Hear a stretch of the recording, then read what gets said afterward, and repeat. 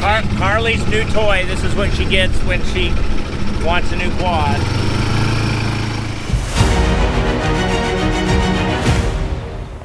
Well guys, check out the new toy here at Tanner Holmes Racing, and I have the head of operations, CEO, CFO. What's your title? I don't know. Just about everything, I guess. Do everything. I got Carly here, and she's gonna tell you guys about our new quad. I figured you would see it in the videos, and I thought it'd be neat for us to kind of share why we decided to get it and why it's so important to have a quad at the races, especially these big 410 shows. Yeah. So with these, you know, high limit outlaw races, even like the NARC shows, they kind of move pretty fast, and some people might say, oh, why don't you just use your mule?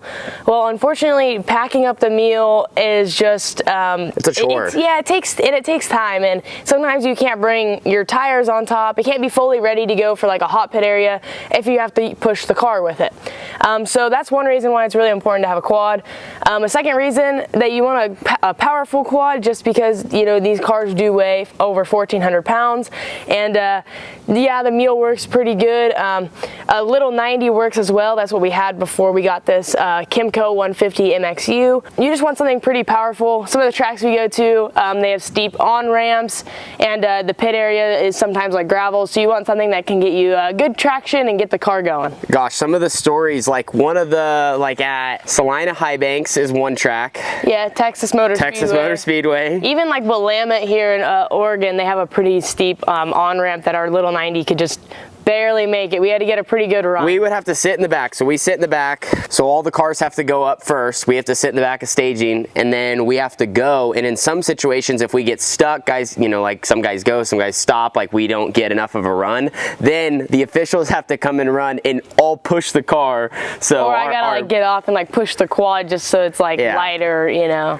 Yeah, that's not the most ideal situation to be in. So we picked this thing up. We got white. I thought that looked good. Matches the car. And then of course it doesn't come with this front push bumper, but Carly, you want to talk about that? Yeah, so we found some old scrap metal from our previous quad push bumper. We basically just kind of, you know, built some little ears on it, added like this, you know, thicker plastic, and just kind of welded on some different kind of ears that kind of mount to the frame a little bit and bolted her on, and now it's all good.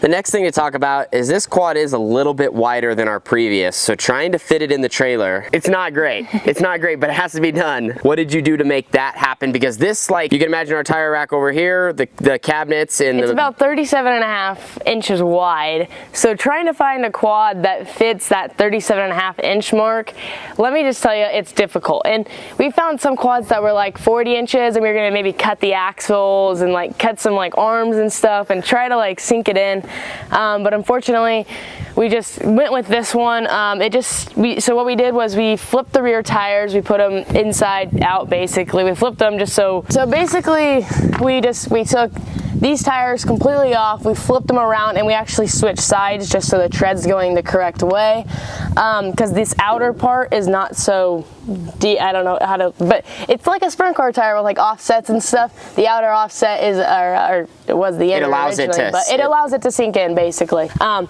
then another issue we're kind of running into is this little panel here, or this little plastic piece, is just barely getting the cabinet, so we're gonna have to either like push it in when we roll it in, or we're gonna just go through and kind of trim it up a little bit. Just making modifications, but it's really, this is actually a much more key piece of our operation than you guys would think. Don't get me wrong, quads do not win races. Does this contribute to us winning races? Technically no, but as far as trying to have a smooth operation, I mean, you see every touring team out on the road, what do they have? They have a good quad. And their mule does not move throughout the night besides when it has to be in the hot pit.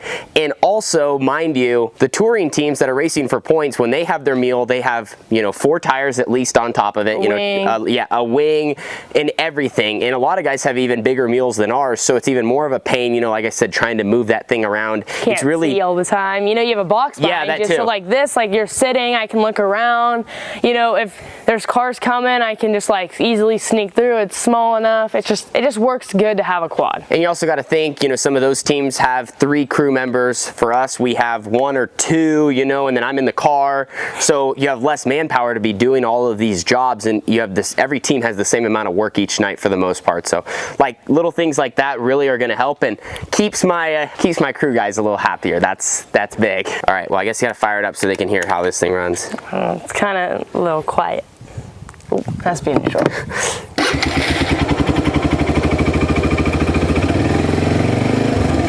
That's nice. That's it. Take it for a spin.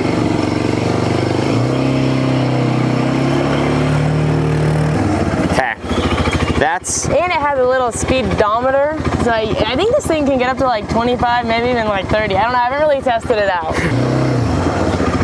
So that is a look at our new Chemco 150.